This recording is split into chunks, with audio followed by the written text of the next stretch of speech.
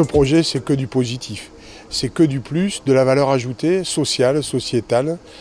Ça valorise la proximité, ça soutient les politiques environnementales et apporter la santé, le vecteur santé dans le respect du tarif conventionnel sur un territoire comme Gignac et l'ensemble de la vallée de l'Hérault, pour ces 42 000 habitants, personne ne conteste le fait du succès. Et aujourd'hui, nous sommes en train de regarder, de compléter encore notre offre, sachant que ce sont déjà 16 spécialistes qui interviennent avec 10 spécialités différentes.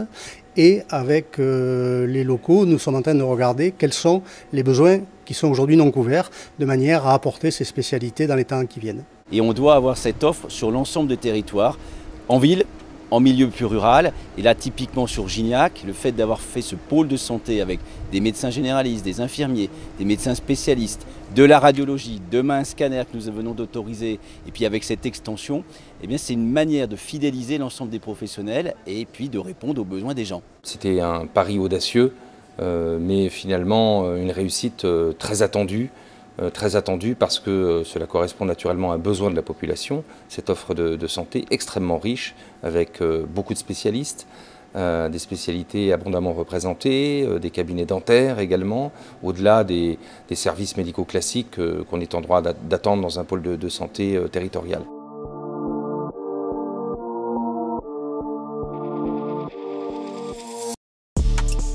Alors le projet d'extension va voir le jour, il s'accélère puisque le permis de construire a été obtenu.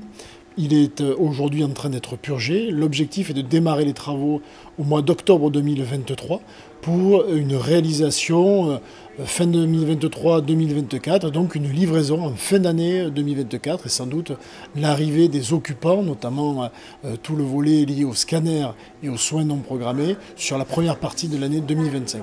Nous avons un besoin immédiat, c'est de loger le scanner pour lequel nous venons d'obtenir de la part de l'ARS une autorisation il y a quelques semaines. Aujourd'hui, nous lançons les travaux en extension de ce bâtiment pour pouvoir, sur le rez-de-chaussée, loger le scanner dans le prolongement de notre centre d'imagerie médicale existant, mais aussi sur les étages supérieurs, augmenter notre capacité de réception et de consultation au niveau des spécialistes, puisque nous avons pris un plateau entier dans le prolongement de notre plateau existant aujourd'hui des spécialistes. Le regard, il est très positif, il s'inscrit dans ce que nous devons faire en fait partout, c'est-à-dire répondre à l'ensemble des besoins de la population qui ne cesse d'augmenter. Vous savez qu'en région Occitanie, on prend 40 000 habitants par an supplémentaires, que nous avons par ailleurs 1 million de touristes chaque année, et donc on doit développer notre offre de santé parce que les besoins augmentent. C'est un vrai succès, c'est un succès pour l'aménagement du territoire également.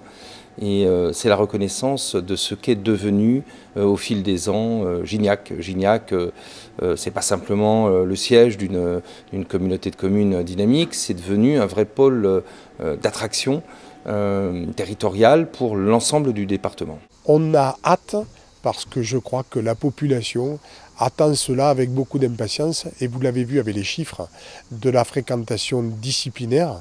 Eh bien, encore une fois, les chiffres doublent en même pas un semestre et donc on va sauter les 5000 consultations pluridisciplinaires, ce qui est énorme pour notre territoire et ce n'est pas fini.